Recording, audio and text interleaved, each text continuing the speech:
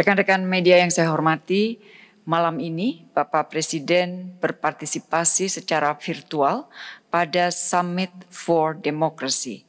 Summit atau KTT ini dituan rumai oleh Presiden Amerika Serikat Joe Biden dan berlangsung pada tanggal 9 dan 10 Desember 2021. Sebelum Summit for Democracy, Presiden Jokowi juga telah diundang dalam beberapa kali pertemuan yang diinisiasi oleh Presiden Biden, antara lain KTT mengenai COVID-19 dan KTT mengenai energi dan perubahan iklim.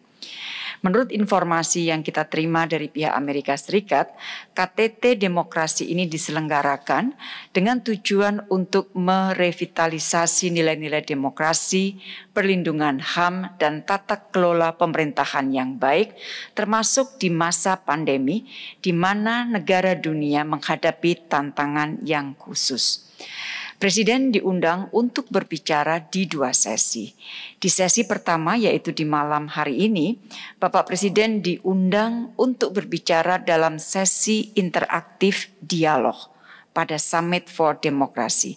Terdapat 12 kepala negara, kepala pemerintahan yang diundang bersama Bapak Presiden Republik Indonesia di dalam sesi interaktif tersebut, yaitu Presiden Indonesia, beliau bicara pertama, kemudian Presiden Korea Selatan, Presiden Costa Rica, Presiden Uruguay, PM Belanda, PM India, PM Cabo Verde, PM Barbados, PM Irak, PM Italia, PM Nepal, dan Kanselir Jerman.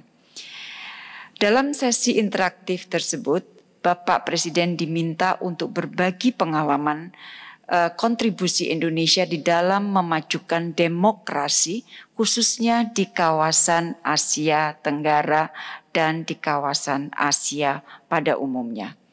Dan sehubungan dengan itu, maka di dalam dialog interaktif tadi, Bapak Presiden antara lain menyampaikan bahwa tepat pada hari ini, Indonesia menyelenggarakan Bali Demokrasi Forum. Dan Bapak Presiden menyampaikan forum ini sudah berlangsung 14 tahun.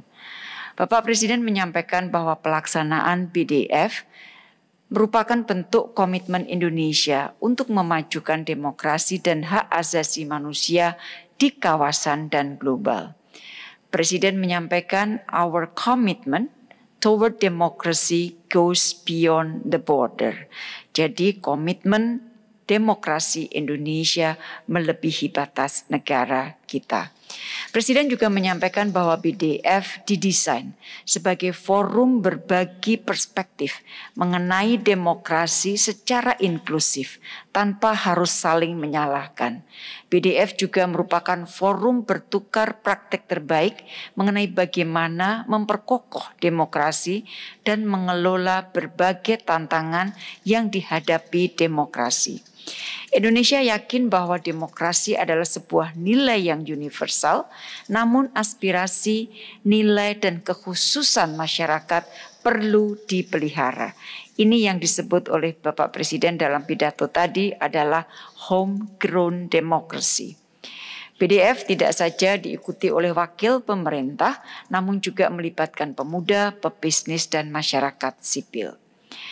Di dalam pidato tadi, Bapak Presiden juga menyampaikan bahwa bersama dengan negara-negara ASEAN, Indonesia juga terus mendorong kemajuan demokrasi di Asia Tenggara.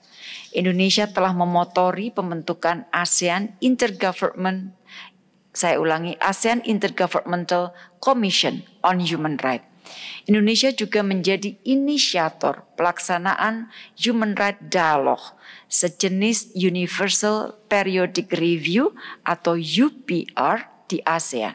Dan setelah 9 tahun terhenti, untuk tahun ini dialog dihidupkan kembali oleh Indonesia.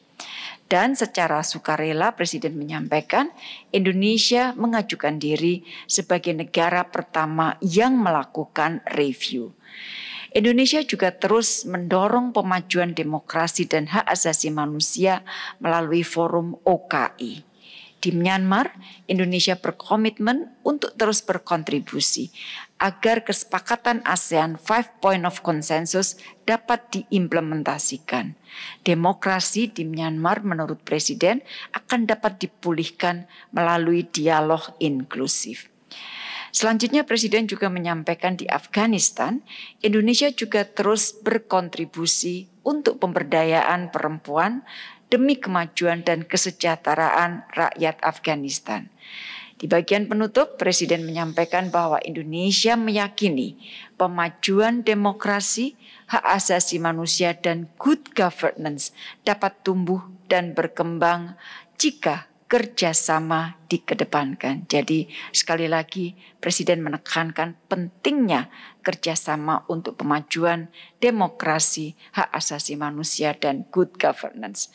Oleh karena itu Presiden menyampaikan dukungan semua pihak diperlukan, aspirasi seluruh elemen perlu didengarkan dan tidak boleh ada yang tertinggal. Itu adalah sesi di mana Presiden berpartisipasi pada malam hari ini di Summit for Democracy. Undangan yang kedua adalah Bapak Presiden berbicara menyampaikan national statement secara pre-recorded dan ini akan dilakukan besok. Rekan-rekan media yang saya hormati, setidaknya lebih dari 100 negara diundang dari berbagai kawasan untuk menyampaikan pandangannya melalui pre-recorded statement.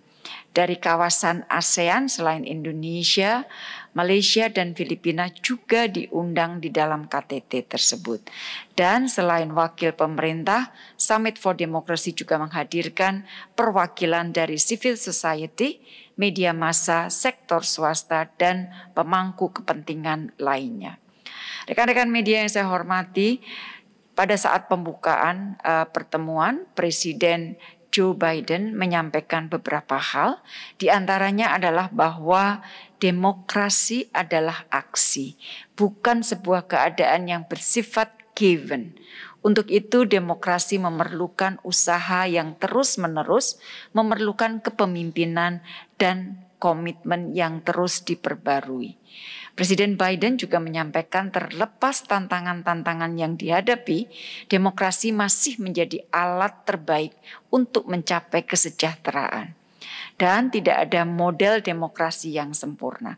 Oleh karena itu diperlukan dialog bersama untuk saling berbagi best practices. Amerika Serikat tidak akan mengajari demokrasi, namun bermaksud bekerja sama untuk menguatkan komitmen.